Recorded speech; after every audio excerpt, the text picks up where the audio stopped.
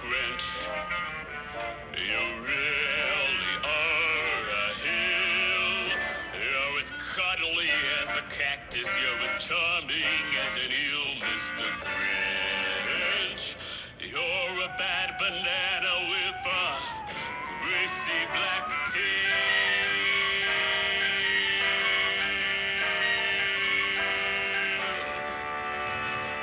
You're a monster, Mr. Grinch. This when I do fair reviews with my team, and I won't promote something that we don't dig deep into, and that's exactly what we did. The way PAMP is designed is great for staking. If you missed out on Tezos or Chainlink, you don't want to miss Pump. If I mean PAMP. I'm pumped up to talk about this one. Pump is Luna. I think it's the best token out there. I think it's, to me, the most innovative token. It's one of a kind doing what they're doing. It's got network effects. It's got very smart people behind it. And so if someone said to me, listen, of the top 10 tokens in your portfolio, which one would you put more money into, or which one you think is the best? I would say that I think Luna is the best. I think it's the best. Terra blockchain. This is sort of the back end software infrastructure behind everything that's going on with that stable coin we mentioned and the cryptocurrencies that are collapsing this week. This is halted, meaning basically no economic activity can go on here. Exchanges can still trade these tokens, Luna and Terra USD, the ones we've been talking about all week and really have seen a lot of weakness, but they're basically trading IOUs. So there's nothing happening on the back end. Exchanges can still trade, but again, no real economic activity. And, you know, Terra really is impaired here. At this point, the next big thing to watch would be exchanges delisting these tokens, and really that would be the nail in the coffin here. But another update amid some of the struggles for the two big cryptocurrencies we've talked about, Terra USD and Luna, which are both associated.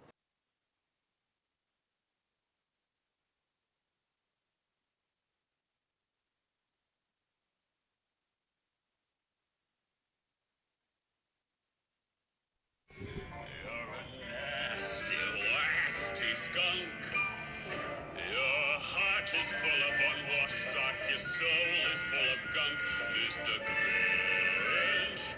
The three words that best describe you are as follows, and I quote: stink, stink, stink. January, but doesn't make a whole lot of sense because 90 days is up. But okay, my point is this. Unlike all the other altcoins, it's not really down, right? Not nearly as down as some of the others, but of course it's still down from its all-time high, so there is still opportunity there. But, you know, I'm such a fan of Terra, I'm going to bring it up, right? Even though it hasn't sold off in the last 90 days or 30 days. There's just so much goodness with Terra, I don't think you can ignore it. In fact, it's sitting right below Solana and Cardano. And they're battling out for number 7. You've got Luna. Luna's also had an aggressive climb. You could say that it's printed this cup and handle, which Sheldon will talk about in a couple of seconds. It's now going into absolute price discovery mode. It's come a long way. It's come from 35 cents about 18 months ago. Is it going to hit $250 first? Or is it going to be Avalanche? Avalanche kind of feels like it's the underdog. And it does have a lot of advantages on its side because whilst it is the underdog, it is the EVM compatible chain. And remember that you could say that one of the only reasons why these chains kind of have any value is because they are competing for the smart contract space. And the only reason why there's space in the smart contract space is because Ethereum, it's a smart contract blockchain like Ethereum. The objective behind Solana is to be able to do high transactions per second, very, very, very fast with finality, and to be able to generate smart contracts. Now, Solana has a consensus algorithm which is very similar to Ethereum. It's a proof of stake, or what Ethereum 2.0 will be, a proof of stake consensus mechanism with a proof of history, which is effectively a time-based consensus mechanism, which allows for Solana to process transactions pretty quickly.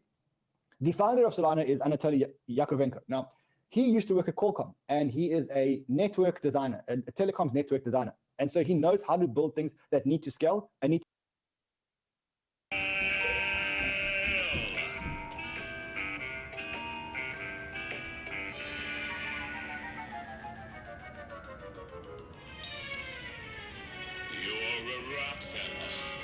Mr. Grinch.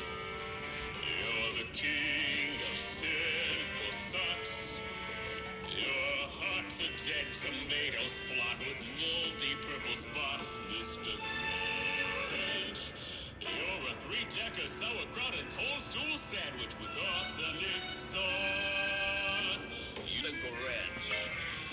With a nos, you're super nos. You're a crooked jerky jockey and you drive a crooked horse, Mr. Grinch. Your soul is an appalling dump heap, overflowing with the most progressively get more degen throughout this video, but I do want to talk about Sol because when I look at the layer ones right now, Sol is one of the only layer ones that I feel comfortable actually accumulating. Howdy ho, everybody. Just want to do a quick video on, what everybody's talking about right now is this Anchor protocol. Basically a way you can stake your UST and get 20% interest. Now, when I see something like this, the little receptors in my brain start to go off and I start to think, is this too good to be true? What's going on here? How are they offering 20% interest to basically just stake some UST, which is basically a stable coin that is basically not really even linked to the US dollar. It's not really backed up by anything. It's backed up by this weird algorithm that Terra Luna uses. So basically it's more pegged to Terra Luna, and they use some weird system of arbitrage to keep it at $1. But basically for UST to exist, Terra Luna has to exist, and Terra Luna has to be healthy. Terra Luna has to be doing well.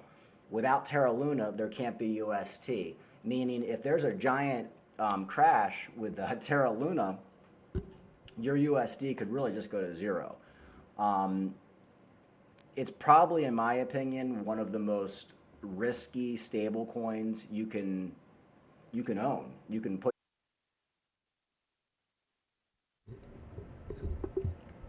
9 months ago, Bitcoin Mike. Do do do do do do. It's the only layer one he feels comfortable accumulating. Meanwhile, the thing gets hacked every month. It gets hacked. It gets DDoS attacked, and they're losing millions and millions of dollars every month just based off hacks. They have to reset the blockchain of Solana every month because it basically gets clogged up with DDoS attacks. So folks, people need to use some common sense. Crypto banter, the crypto banter curse. He was pumping the hell out of UST right before it crashed, pumping the heck out of Luna. Me, I was making a video right before UST and Luna crashed telling people it was a scam. Here's a quickie. UST. So the way I see it is if everything's going great, UST with UST and Terra Luna, if the market's doing well, Bitcoin is doing well, the coins are doing well, yeah, you can get your 20% and hold it in UST and everything's fine. But in a major crash event, I'm not talking about what happened in January. I'm talking about a COVID type dump where everything drops 80, 90%. Say Terra Luna drops to $10 or $20. That would absolutely destroy UST.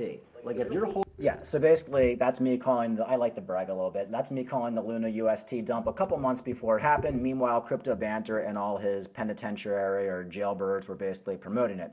So anyway, my point is the Crypto Banter curse, avoid it. When he's talking about these big caps, he's talking about how well they're going to do. Most likely they've already put a lot of money into it. Most likely they're dumping on you. Crypto Banter was already caught dumping other projects on people. And I think Solana, the money has already been made on Solana. Sure, it may pump, it may double, it may do okay for the next year, but I think eventually the end result is zero for Solana. Look at other layer ones like Cardano. They're not getting hacked. They're not getting clogged up. Solana, sure, it's fast, but it's completely centralized.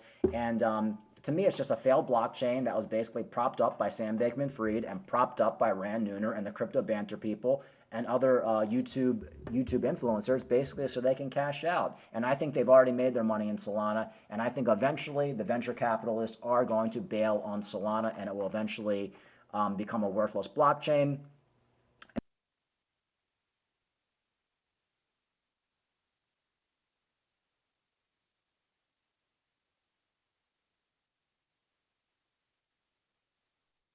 tangled up knots.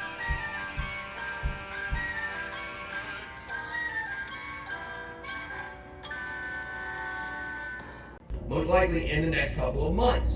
They are sending letters to influencers. I'm not one of them. I have not received one. If I did, great. I talked to them. Yes, you will be getting one, BitBoy, that's for sure. You've been pumping scams for the last 2 years. So, the People's Channel.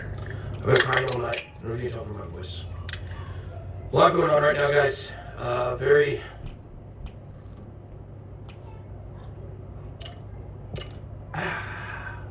Very concerned. Very concerned. I got a letter from the SEC last night. Don't know how long it had been sitting, waiting for me to get back. Excuse me. Terrified right now.